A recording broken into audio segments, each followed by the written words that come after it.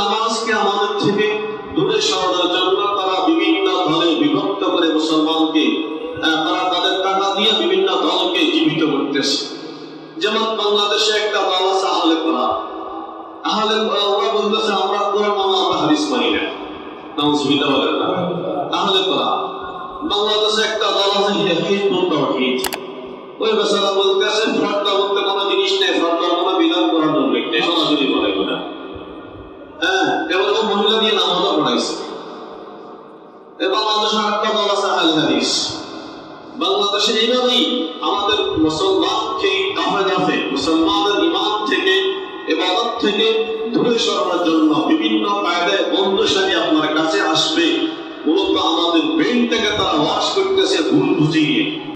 তারাবি নিয়ে একটু আলোচনা করি। এবারে আমরা হয়তো মনে করি তারাবির তো তাড়াতাড়ি করে পড়া। এই কারণেই আমরা প্রতিযোগিতা করি কোন মসজিদে কত আগে তাড়াতাড়ি নামাজ পড়া যায়।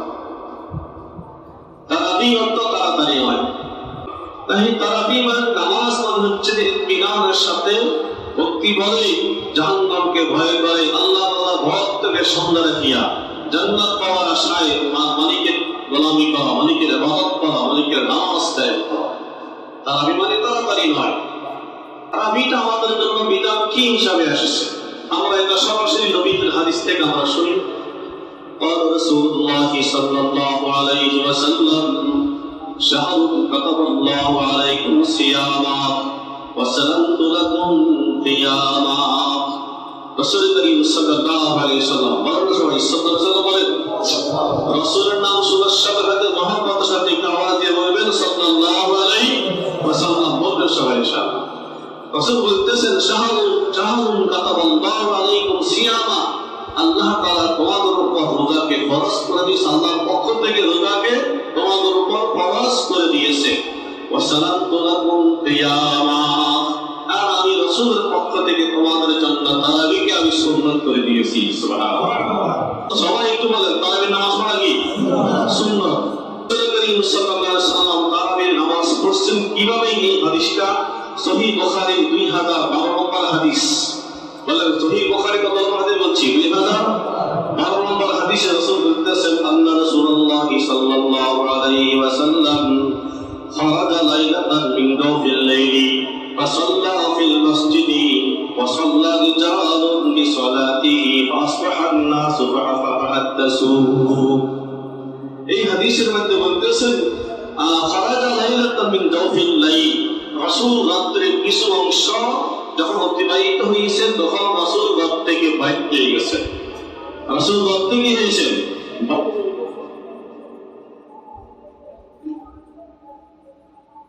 ফাসাল্লা ফিল মসজিদি, এবং রাসূল মসজিদে গিয়ে নামাজ পড়েছেন। ফাসাল্লা ফিল মসজিদি, রাসূল রমজান মাসে কথা বলতেছে, যখন রমজান মাসে রাত্রে কিছু অংশ অতিবাহিত হয়েছে রাসূল ঘর থেকে বাইরে হয়ে কোথায় গেছেন? মসজিদে গেছেন। একটু কথা উত্তর দিবেন, খেয়াল করেন সবাই। ওয়া সাল্লা রিজালুন বিসালাতিহি, রাসূল যখন মসজিদে গিয়ে নামাজ শুরু করে দিয়েছেন, কয়েকজন মুসলমান মসজিদে ছিলেন, তারা রাসূলের নামাজ দেখে তারা রাসূলের পিছনে নামাজে দাঁড়িয়ে গেছেন। তারা রাসূলের পিছনে কি করছে? নামাজে দাঁড়িয়ে গেছেন। ফাসবাহান নাসু ফাতাহাদাসু, পরে যখন সকাল হয়েছে তো সকালে যারা রাসূলের পিছনে আজকে জামাতের সাথে নামাজ আদায় করেছেন, তারাবির নামাজ আদায় করেছেন, তারা সমাজের কথা বলা করতে আছে। যেমন রাত্রে কোন একটা ঘটনা ঘটলে আমরা সকলে মিলে আলোচনা করি না সমাজে, ঠিক এরকমই সাহাবায়ে কেরাম রাসূলের পিছনে তারাবির নামাজ আদায় করছেন, তারা এই কথাটা সমাজের মধ্যে আলোচনা করতেছেন। فَجَدَّرَ أَكْثَرُهُمْ مِنْهُمْ فَصَلُّوا مَعَهُ فَأَصْبَحَ النَّاسُ فَتَحَدَّثُوا। যখন দ্বিতীয় দিন আসছে, তুই আগের দিন সকালেই সাহাবায়ে কেরাম রাসূলের পিছনে জামাতের সাথে তারাবির নামাজ পড়ে আলোচনা করার কারণে কিছু লোক আওয়াজটা শুনে গেছে। তো শোনার কারণে পরের দিন আর কিছু লোক বাড়ি গেছে, জামাতে অংশগ্রহণ করছে, রাসূল তারাবির নামাজ পড়াইছেন, ওনারা নামাজ পড়ছে। কথা বলতে পারছি কি বলছি? এটা খেয়াল করবেন, কথা একটা ইম্পর্টেন্ট কথা বলতেছি। পরে আকসার আহলুল মসজিদি মিনাল লাইলি সালাসা, যখন দ্বিতীয় দিন হয়ে গেল, তৃতীয় দিনও জামাতের সাথে নামাজ পড়ি, পরদিন আবার প্রত্যেকে সকালে এলাকায় বলে দিয়েছেন যে হ্যাঁ আমরা গতকালকে রাত্রে আমরা রাসূলের পিছনে জামাতের সাথে তারাবির নামাজ পড়েছি। এই কথা শুনেই তৃতীয় রাত্রিতে একেবারে মসজিদ পুরি পারিদশা হয়ে গেছে। রাসূল সেই দিনও তারাবির নামাজ পড়াইছেন। ফাসাল্লু বিসালাতিহি ফালাম্মা কানাতিল লাইলাতুর রাবিআ আজাজাল মসজিদু আন আহদিহি। যখন চতুর্থ দিন হয়ে যায় তখন রাসূলুল্লাহ মসজিদে আসেন না। চতুর্থ দিন হয়ে গেছে, তৃতীয় দিনেই প্রথম দিন দ্বিতীয় দিনের জামাতে নামাজ পড়ার কারণে যখন মসজিদ পুরি বারিন্দাসা হয়ে গেছে, চতুর্থ দিন তো মুসলিম যারা আছে সব চলে আসতেছে। রাসূলের পিছনে জামাতের সাথে নামাজ পড়তে হলে এক সৌভাগ্যের বিষয়। তারাবির নামাজ রাসূল পড়াচ্ছেন, হ্যাঁ জামাতের সাথে সবাই পড়ার জন্য চলে আসছেন। তখন রাসূল চতুর্থ দিন আর ঘর থেকে বাইর হন নাই। কোন হাদিসে আছে চতুর্থ দিন বাইরে গেছে, পঞ্চম দিন বাইর হন নাই।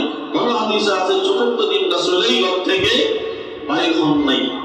ফ্যামিলি কাছে আসেন ছিলেন, ফজরের নামাজের আগে রাসূল ঘর থেকে বাইর হয়েছে। পরদিন সকাল হাত্তা খরাজা লিসালাতিস সুবহি, যখন সুবহে সাদিক ফজরের সময় হয়েছে তখন রাসূল ঘর থেকে বাইর হয়েছেন। আলাম্মা বাদাল ফজর আকবালা আলান নাসি, যখন ফজরের নামাজ শেষ করছেন তো রাসূল ফজরের নামাজ শেষ করার পরে রাসূল অভ্যাস অনুযায়ী মিম্বরে উঠতেন, সাহাবায়ে কেরামের রাতের অবস্থা জিজ্ঞাসা করতেন এবং স্বপ্নের কথা বলতেন। কেউ কোনো স্বপ্ন দেখছে কিনা এগুলো বিষয়ে রাসূল জিজ্ঞাসা করতেন সাহাবায়ে কেরাম। যখন রাসূল সাহাবায়ে কেরামকে তখন রাসূল চতুর্থ রাত্রিতে তারাবির নামাজ পড়ানোর জন্য মসজিদে আসেন নাই। সাহাবায়ে কেরাম যার মতো করে নামাজ পড়ে চলে গেছেন। কেন আসেন নাই, কত দিন নামাজ পড়াছেন, তার একটা কারণ দাঁড় হয়ে গেল না? দেখেন কথাগুলো বুঝতেছেন, একটা কারণ দাঁড় হয়ে গেছে না? তো রাসূল বলতেছেন আমি গতকালকে মসজিদে আসিনি, তোমার এটা নিয়ে টেনশন করতেছো, ঠিক না? বলতেছে জি ইয়া রাসূলুল্লাহ, আমার খুব টেনশন করতেছে। রাসূল বলতেছে আমি প্রথম দিন তারাবির নামাজ পড়েছি, তোমরা আমার পেছনে পড়েছো।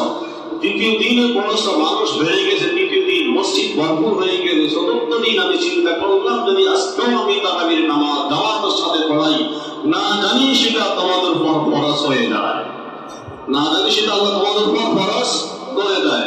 এই কারণে আমি এই ভয়ে আর মসজিদে আসি নাই, যেন এটা সুন্নতে থেকে যায়। এই কথাটা বুঝতে পারছেন? রাসূল সাল্লাল্লাহু আলাইহি ওয়াসাল্লাম বলতে আছে আমি এই কারণেই আসি নাই, আমার ভয় হয়েছে না জানি আল্লাহ আজকে যদি আমি তোমাদের সাথে গুরুত্ব দিয়ে চতুর্থ দিন তারাবির নামাজ পড়ি ফেলি তাহলে আমার ভয় হচ্ছে না জানি এই নামাজ কি হয়ে যাবে, বলেন না ফরজ হয়ে যাবে। আমার ভয় হয়েছে, আমি এই কারণে কি করি নাই, আসি নাই। এই তাই আবার বলেন রাসূল তারাবির নামাজ পড়ছে, আমরা হাতে থেকে ফল পাইলাম, বলেন না পাইছি, জামাতের সাথে পড়ছি, ফল পাইছি, কিন্তু কত রাকাত পড়ছি দেখেন বলছিলাম নাই। এই হাদিসে রাসূল কত রাকাত নামাজ পড়ছেন, কি 8 রাকাত পড়ছেন, 10 রাকাত পড়ছেন, না 20 রাকাত পড়ছেন, না 30 রাকাত পড়ছেন, কিছু এই হাদিসের মধ্যে উল্লেখ করা নাই। এবার আসেন রাসূল যখন তিন দিন জামাতের সাথে তারাবির নামাজ পড়াইয়েন, নামাজ পড়া বন্ধ করে দিয়েছেন, তখন রাসূল তারাবির নামাজ পড়ছেন, বাসায় পড়ছেন, ঘরে পড়ছেন, ওনার ইয়াদে পড়ছেন, সাহাবায়ে কেরাম ঘরে মসজিদে বিভিন্ন জায়গায় পড়তেন। এবার আসেন রাসূল ওই 3 দিনের পরে সাহাবায়ে কেরাম তারাবির নামাজ কিভাবে আদায় করতেন? হাদিসের মধ্যে আছে আবু দাউদ শরীফের 1377 নম্বর হাদিসের মধ্যে আছে আন আবি হুরায়রা রাদিয়াল্লাহু তাআলা আনহু قال خرج رسول الله صلى الله عليه وسلم فإذا أناس في رمضان يصلون في ناحية المسجد فقال ما هؤلاء فقيل هؤلاء ناس ليس معهم قرآن। হযরত আবু হুরায়রা রাদিয়াল্লাহু তাআলা আনহু থেকে বর্ণিত খরাজ রাসূলুল্লাহ সাল্লাল্লাহু আলাইহি ওয়াসাল্লাম এক সময় রাসূল ঘর থেকে বাইরে বের ফাইজা উনাসুন ফি রমাদান ইউসাল্লু ফি নাহিয়াতিল মসজিদ। রাসূল দেখতেছেন কিছু সাহাবায়ে কেরাম একসাথে হয়ে মসজিদের এক কর্নারে দাঁড়িয়ে নামাজ পড়তেছে। একজন ইমাম হইছে, বাকি কয়েকজনের নামাজ পড়াইতেছে। বলতেছেন তখন রাসূল বলতেছেন ফাকিলা হাউলা ফাকালা মা হাউলাই। রাসূল বলতেছেন তারা কি করতেছে, এরা এটা কিসের নামাজ পড়তেছে? রাসূলের সাথে সাথে সাহাবী যারা ছিল তারাও তো দিচ্ছে ফাকিলা হাউলাই নাসুন লাইসা মাহুম কুরআনুন। ও রাসূল তারা তারাবি নামাজ পড়তেছে, তো ওই ব্যক্তি ইমাম হয়েছে যে কারণেই এরা সবাই মানুষ কোরআন শরীফ পড়তে পারে না বিদায়ী ওই উবাই ইবনে কাব কোরআন শরীফ পড়তে পারে বিদায়ী আমরা উবাই ইবনে কাবকে কয়েকজন সাহাবীদেরকে নিয়ে মুসলমানদেরকে নিয়ে তারাবির নামাজ জামাতের সাথে পড়তেছে। উবাই ইবনে কাব লাইসা মাহুম কুরআনুন ওয়া উবাই ইবনে কাব ইউসাল্লি ওয়া হুম ইউসাল্লুনা বিসালাতিহি। যখন উবাই ইবনে কাব জামাতের সাথে কয়েকজন সাহাবীকে নিয়ে নামাজ পড়তেছেন, উত্তর রাসূল বললেন দেখেন فقال النبي صلى الله عليه وسلم أصابوا ونعم ما صنعوا। রাসূল মাশাআল্লাহ কি সুন্দর চমৎকার কত ভালো সুন্দর একটা সিস্টেম সুবহানাল্লাহ। তবে রাসূল উবাই ইবনে কাবের জামাতের নামাজ পড়াইছেন তারাবির নামাজ, এতে রাসূল খুশি হয়েছেন প্রশংসা করছেন। তাহলে বোঝা গেছে জামাতের সাথে তারাবির নামাজ পড়া রাসূলের কি সমর্থন, রাসূল তো পড়াইছেন 3 দিন অলরেডি।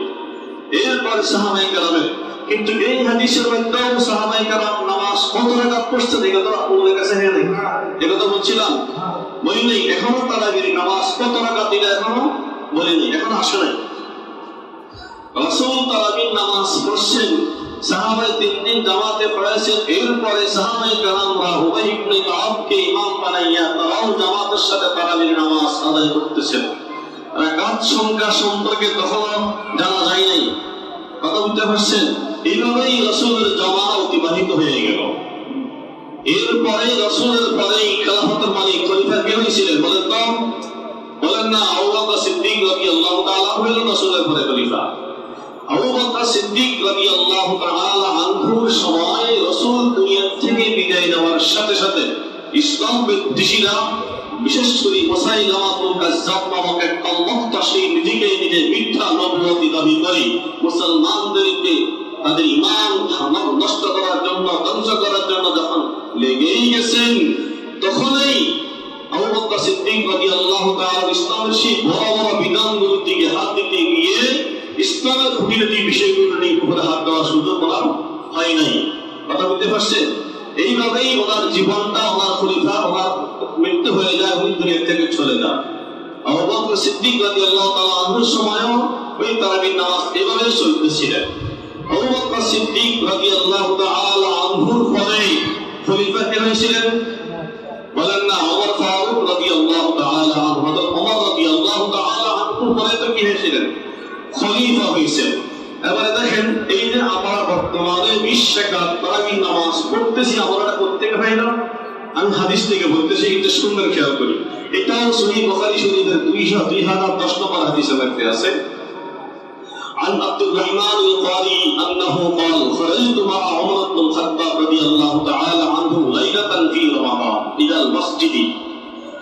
হযরত আব্দুর রহমান ইবনে আব্দুল কারি বলতেছেন, একটা সময় ওমর ফারুক ইবনে খাত্তাব রাদিয়াল্লাহু তাআলা আনহু ঘর থেকে বাইর হইলেন লাইলাতান ফি রমাদান, রাত্রিতে ঘর থেকে বাইর হইলেন রমজান মাসে। ইলাল মসজিদি, মসজিদের কাছে গেলেন। ফাইদান নাসু আওজাউন মুতাফাররিকুনা ইউসাল্লি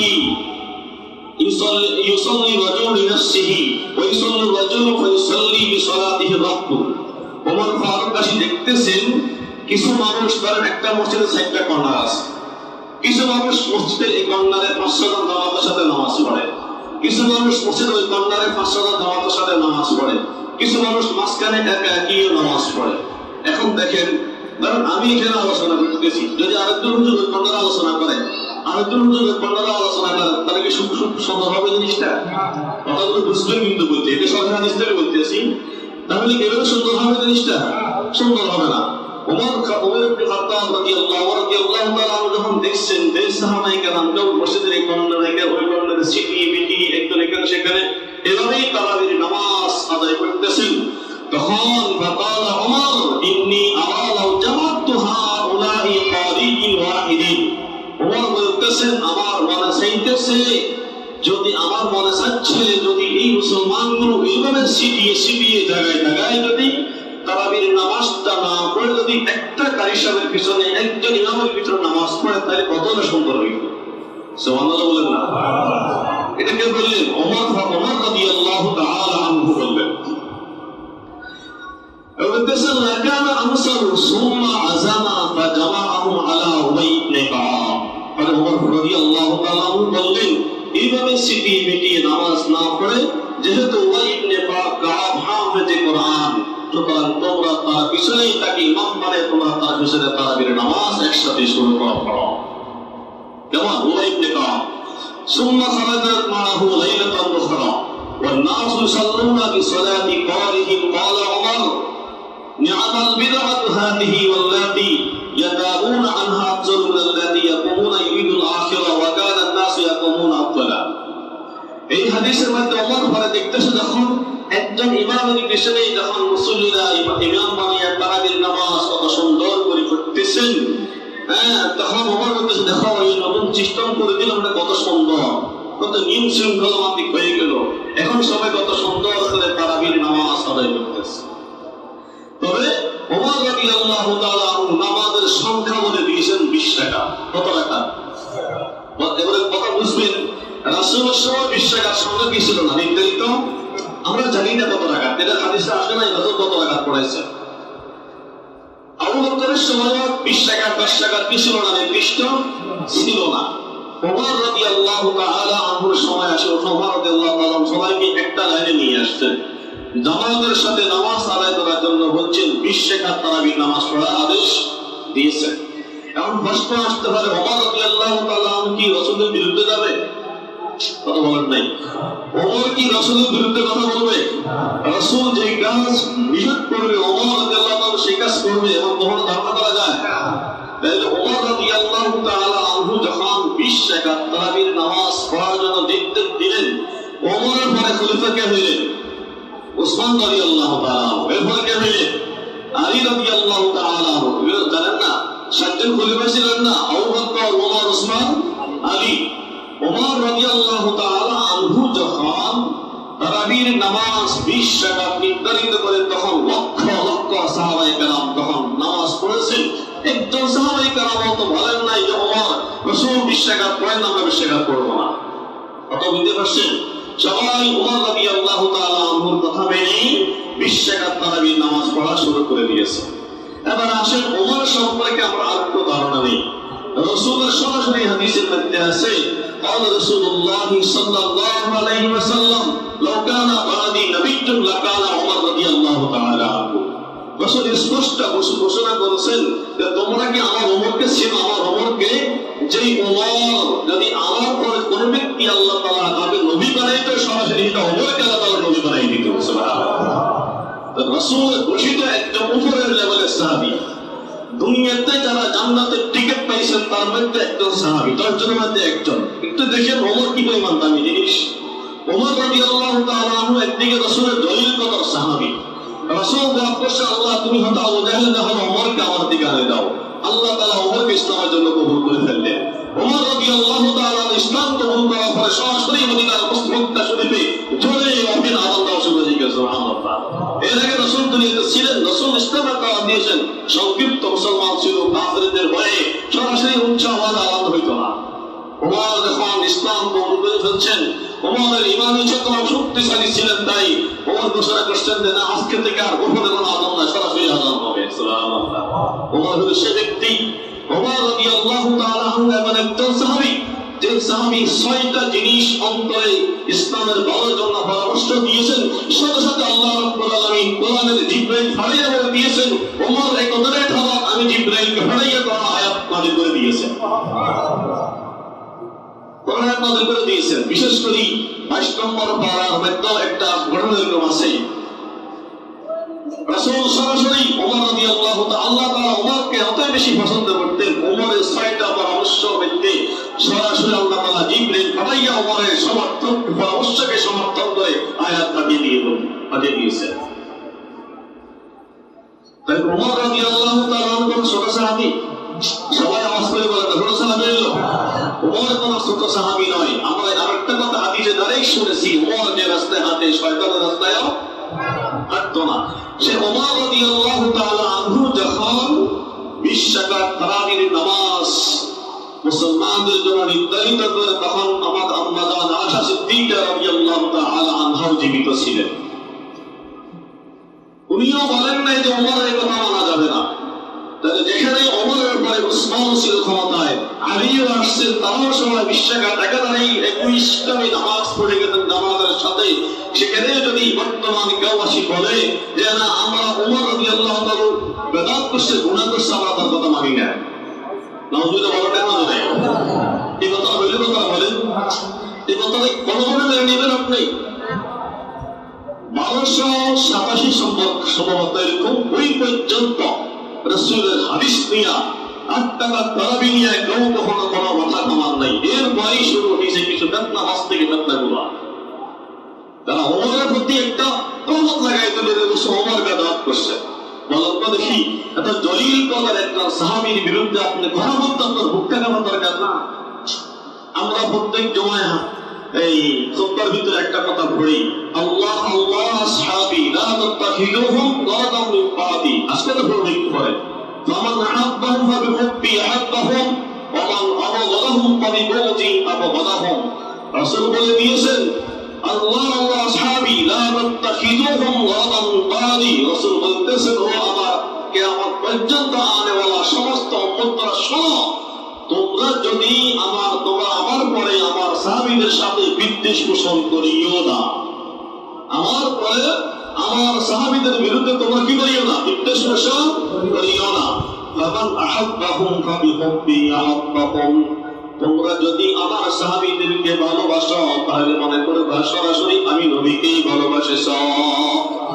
ওমান আবাগাদাহুম ফাবিবুগদি আবাগাদাহুম। আর তোমরা আমার সাহাবীদের সাথে বিদ্বেষ পোষণ করো তাহলে মনে করবে সাহাবীদের সাথে বিদ্বেষ পোষণ করো নাই, সরাসরি আমি নবীর সাথেই বিদ্বেষ পোষণ করেছ। নাউজুবিল্লাহ। তাহলে বলেন ওমর রাদিয়াল্লাহু তাআলা আনহু তারাবির সুন্দর নিয়ম সিস্টেম বলে দিয়ে অন্যায় করেছিলেন? এত বড় দলিল কথা, সাহাবীর কথা আজকে তোমরা এত বছর 80 যদি বলো, তোমাদের আলবানি যদি সেটাকে বলবে, তোমরা যদি বলো আলবানি তোমাদের ওমর থেকে বড় হয়ে গেল।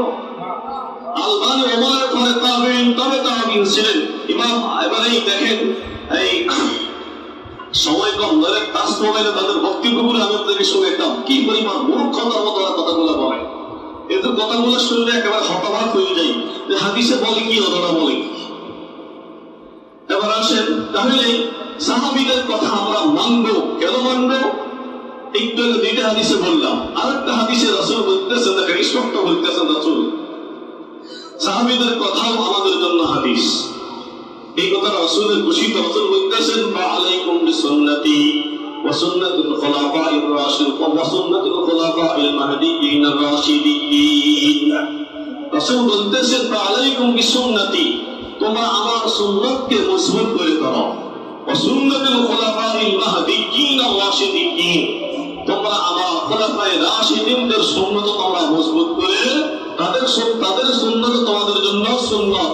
সুতরাং ফাতামাসসাকু বিহা, এটাকে তোমরা সবাই মজবুত করে দাও। ওয়া আত্তু আলাইহা বিন-নওয়াজিস, যেমন কি কিভাবে শক্ত করি আমার সুন্নাত এবং সাহাবীদের সুন্নাতকে তোমরা আঁকড়ে নেবে কিভাবে? বলতেছে তুমি যখন কোনো রশি দাঁত দিয়ে কামড়ি, দাঁতের মাই দাঁতের সাথে কামড় দিয়ে যদি টাইট হয়, শক্ত হয়, একটা উদাহরণ দিয়ে বলতেছেন তোমরাও আমার সুন্নাত এবং আমার সাহাবীদের সুন্নাতকে বিন-নওয়াজিস বলতেছেন আলাইহা ওয়া আত্তু আলাইহা বিন-নওয়াজিস, তোমরাও আমার সুন্নাত আমার সাহাবীদের সুন্নাতকে দাঁতের মাই দিয়ে শক্ত করে আঁকড়ে দাও।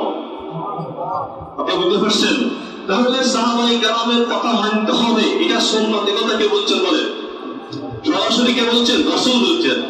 তাহলে যেখানে রাসূল ঘোষণা করে দিয়েছেন আমার সুন্নাত সুন্নাত, আমার সাহাবীদের সুন্নাত তোমাদের জন্য কি সুন্নাত, তাহলে সেখানেই এত বিশাল বড় দলিল কথা। সাহাবীকে যদি কোনো ব্যক্তি বেদাতি বলে, তাই বলেন তো দেখি আমরা ঈমানওয়ালা মুসলমানদের যখন শরীয়ত বলে কি পরিমাণ আমাদেরকে জ্বালাতন করে, ওই ব্যক্তিরা কি করতে মনসা বলেন?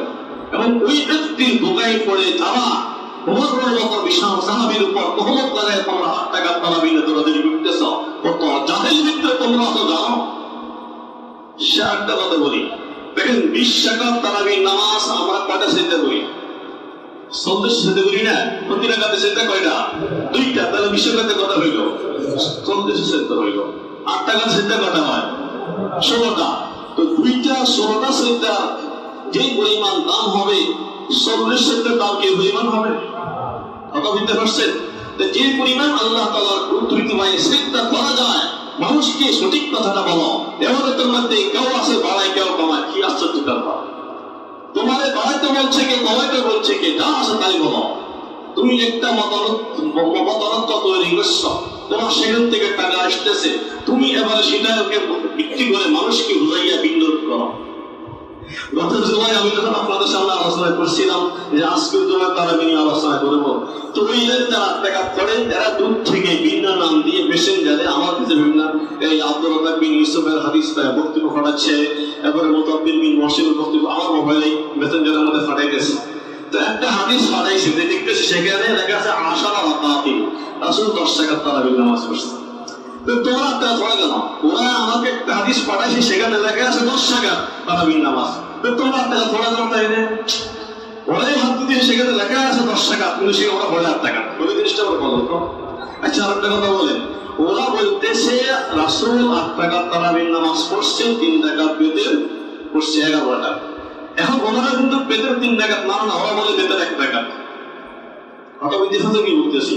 বলেন এটা ফেতনা না বলে জিনিসটা। এবার আসেন, যে হাদিস থেকে বেচারারা হাদিস গুলা বলতেছে এই হাদিসের ভিত্তিতে 8 রাকাত নামাজ, 4 রাকাত তারাবি 8 রাকাত, এই হাদিসটাকে আপনাদের সামনে বলি।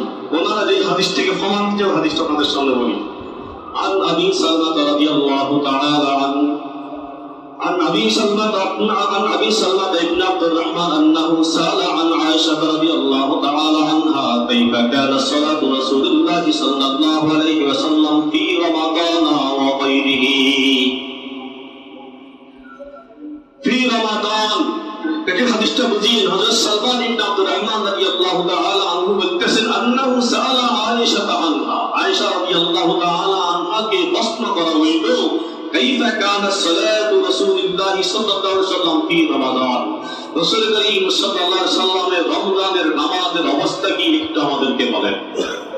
আগে জিজ্ঞেস করা হয়েছে, আয়েশা সিদ্দিকা রাদিয়াল্লাহু তাআলা আনহাকে জিজ্ঞাসা করা হইল ফি রমাদান, ফাকালাত মা কানা يزيد في رمضان ولا في غيره। এই শব্দটাই ফিতনা, ঠিক মানে বুঝা বলে একটু কথা বুঝিয়ে। আয়েশা বলতে, আয়েশা সিদ্দিকা রাদিয়াল্লাহু তাআলা আনহা বলতেছেন ফাকালাত মা কানা ইয়াজিদু ফি রমাদান ওয়ালা ফি গায়রিহি।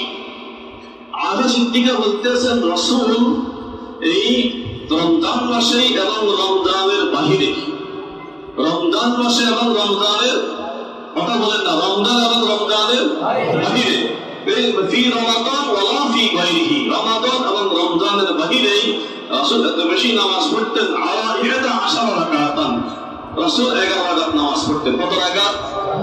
রমজান এবং রমজানের কথা বুঝছেন, রমজান এবং রমজানের বাহিরে কত রাকাত পড়তেন? 11। সহিহ হাদিস, এটা কোনো সারা হাদিস নয়, সহিহ হাদিস। রাসূল রমজান এবং রমজানের বাহিরে 11 রাকাত নামাজ পড়তেন। এবার কি লিখতে থাকেন, ওয়ালা আলা 11 রাকাতান ইউসাল্লি আরবাআন ফালা তাসাল আন হুসনিহিন্না ওয়া তুলিহিন্না। আয়েশা সিদ্দিকা রাদিয়াল্লাহু তাআলা বলতেছেন রাসূল এক সালামে 4 রাকাত পড়তেন। কয় রাকাত? 4 রাকাত। কথা বুঝতে পারছেন? আমি হাদিসের অর্থ বলতেছি, আজকে আমি সামনে ভিডিও নিয়ে আসছি, আমার কাছে নোট করা আছে। দেখেন, ফালা তাসাল আন হুসনিহিন্না ওয়া তুলিহিন্না, রাসূল এক সালামে নামাজ রাকাত পড়তো, 4 রাকাত পড়তেন। বলতেছে কত লম্বা নামাজ, কত সুন্দর নামাজ। এই কথা জিজ্ঞেস করিও না, কারণ এটা সৌন্দর্য বলে আমি তোমাদেরকে ব্যাখ্যা করে বুঝতে পারবো না। সুবহানাল্লাহ, কত লম্বা নামাজ, কত সুন্দর নামাজ পড়ছেন, এই কথা ব্যাখ্যা আমি তোমাদের বলে কি তোমরা বুঝতে পারবো না। আচ্ছা, এই কথা থেকে বলি, আমরা নামাজ পড়ে 2 রাকাত করে তারাবির নামাজ, কথা বলা 2 রাকাত করে পড়তেছি। এখানে হাদিসে লেখা আছে 4 রাকাত করে রাসূল নামাজ পড়ে সালাম ফিরাইতেন। কারণ আল্লাহর দিন ভাই, তোমরা যারা 8 টাকা পাও, তোমরা কি 4 রাকাত করে সালাম ফিরাও না 2 রাকাত করে সালাম ফিরাও? তাহলে কি হাদিস মত হইল? বলো যুদ্ধ যুদ্ধি নয়, বুঝার জন্য কথা বলে, একটু মেমোরিতে নেওয়ার কথা বলে। আরে ভাই, যদি একটা কথা আছে, যদি কোনো ব্যক্তি মুসাফির হয়, ওই ব্যক্তির জন্য 4 রাকাত নামাজ পড়বো, 2 রাকাত মুসাফিরের জন্য। সেখানে আমি গাড়তে হবে 4 রাকাত পড়লে আমার গুনাহ হবে না? অন্যায় হবে না? শরীয়তে যেখানে কম সেখানে কম, যেখানে বেশি সেখানে বেশি হবে। বাড়ানোর দরকার নাই, কমানোর দরকার নেই। কথা হচ্ছে সোজা এটা। কথা বলতে পারছেন? তাহলে বলতেছেন ইউসুল আরবাআন ফালা তাসাল, এই 4 রাকাতের ভিতরে কোনো বিরতি নিতেন না। 4 রাকাত রাসূল এক সালামে নামাজ পড়তেন। সুম্মা ইউসাল্লি সালাসান, এরপর রাসূল 3 রাকাত বিতর পড়তেন। 3 রাকাত পড়তেন। 3 রাকাত কি? বিতর। ফাকুলতু ইয়া রাসূলুল্লাহ মা ক্বাবলা আন তুতির। আশা প্রশ্ন করছে, ইয়া রাসূলুল্লাহ আপনি কি বিতরের নামাজ না পড়ে ঘুমিয়ে যাচ্ছেন? তাহলে আমার কোনটা কি বিতর লাগে? ওযু করতে হবে। রাসূল বলতেছেন, দেখো যদিও আমার চক্ষু বন্ধ থাকে কিন্তু আমি নবী, আমার অন্তর জাগো থাকে, আমার অন্তর খোলা থাকে। সুবহানাল্লাহ। এটা নবীর আরেকটা শ্রেষ্ঠ বৈশিষ্ট্য। আমরা কেবল আমাদের চক্ষু ঘুমা, আমাদের অন্তর কি ঘুমা, আমার বডি কই যাবে নিজেও জানি না। হ্যাঁ, তো রাসূল বলতেছে আমি যে ঘুমাবো, একটু ঘুমাচ্ছি, তুমি চিন্তা করতে হবে না, কারণ আমি চক্ষু বন্ধ করলেও আমার অন্তর কি হয় না, ঘুমায় না, অন্তর জাগ্রত থাকে। তাই রাসূল ওযু ভাঙবে না। কথা বুঝতে পারছেন? যেই শরীরটা ঘুমের কারণে অচেতন হয়ে যায় সেটা ওযু রাখবে, আসলে অচেতন হইতো না। এটা রবির আলাদা একটা বৈশিষ্ট্য। এখন আমাদের প্রশ্ন হচ্ছে, রাসূল আশা সিদ্দিকা বলতেছেন যে রাসূল 8 টাকা পড়ছেন রমজানে এবং রমজানের বাহিরে শেষ রাত্রে। কোন রাত্রে? শেষ রাত্রে। এখন আপনারা যদি বলেন এই 8 টাকা তারাবি, তাহলে রমজানের বাহিরে কি তারাবি নামাজ আছে? এই কথাটা কেন বলছেন না বলেন? আশা সিদ্দিকা বলতেছে রাসূল রমজানে এবং রমজানের বাহিরে 8 টাকা পড়তেন। এখন আপনি যদি রমজানের থেকে 8 টাকা তারাবি মনে করেন, তাহলে রমজানের বাহিরে কি বলবেন বলেন? যদি আপনি বলে থাকেন আমি রমজানের বাহিরে বলে তারাবির নামাজ পড়বো, আমরা বলবো এই হাদিসে কোথায় লেখা আছে কথাটা? আপনাদের প্রমাণের হাদিসটাই, ওরাই একটা হাদিস প্রমাণ দিচ্ছে। এই হাদিসটা কোথা কোন দিকে লেখা আছে যে রমজান মাসের জন্য 8 টাকা তারাবি হবে, রমজানের বাহিরে 8 টাকা তাহাজ্জুদ হবে? এই কথা এখানে লেখা থাকতো না? যদি রমজানের বাহিরে এবং রমজানের ভিতরে এই 8 টাকা নামাজে কোনো পার্থক্য থাকতো, তাহলে এখানে লেখা নাই কেন? কেন লেখা থাকবে না বলে? এবং শেষ একটা কথা বলি, আমরা একটা কথা স্পষ্ট ক্লিয়ার হইলাম, আমরা তারাবির নামাজ পড়তেছি প্রতি 2 রাকাত পড়ে। আর এখানে লেখা আছে রাসূল বিরতিহীন রেস্ট করতেন না, এক সালামে 4 রাকাত পড়েছে। তাহলে মিলবে কথা বলে? অনেক মিলবে না। তাহলে দেখেন এই সমস্ত ভাইদেরকে, আমাদের এই সমাজে যে একদম ভাইদেরকে, তাদেরকে আসলে মহব্বত করে অন্তরে, তোমাদেরকে কখনো অন্তরে বিদ্বেষ পোষণ করে বলতেছি না, পছন্দ বলতেছি। তুমি অন্তরটা ছেড়ে দেখো, তোমাদের জন্য কি পরিমাণ ভালোবাসা কথা বলে বলতেছি। শুধুমাত্র এটাই বোঝার জন্য আমল করো, সঠিকটা করো। কারণ সন্দেহ করে একটা লোক সারা জিন্দেগি সাবধান করে চলে। আমরা 17-18 বছর হাদিস কোরআন পড়ে ওয়াজ করে, তুমি আমাদের কথা মানো, ওর কথা মানি, যদি তুমি এটা করো, তুমি যদি 8 টাকা তারাবির নামাজ পড়ো, আমাদের দুঃখ লাগে না? কি বুঝতে বলো? কে তোমার কি বুঝাইলো?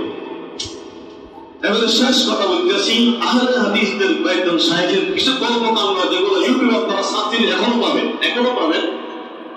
মুদাব্বির বিন মুহসিন একজন আছে, কুখ্যাত আহলে হাদিসের একজন বড় মানুষ। ওই বেচারা একটা মাহফিলে গেছে। দেখেন আপনারা তারা এখানে জুমার নামাজে আসছেন, আপনাদের সবার টুপি কি একরকম? কথা বুঝতে পারছেন? টুপি নিয়ে ইসলাম কোনো কি নাই। আপনি যেরকম টুপি মাথা দিতে পারেন দেন, তবে সুন্নত হচ্ছে যে টুপিটা মাথার সাথে বেশি লেগে যায়, মিলে যেন আপনি নামাজ পড়তে ঘুরি ফিরে যায় না, ডিস্টার্ব না হলে টুপি মাথার দেন, এটা সুন্নত। কথা বুঝতে পারছেন? আমার কাছে টুপির সুন্নত আছে, সেটা ক্ষেত্র ভিন্ন আছে, তবে না জায়েজ নয়। কথা বুঝছেন? তাহলে এখানে ধরুন বিভিন্ন মানুষ বিভিন্ন রকম টুপি মাথা দিয়ে আসছে।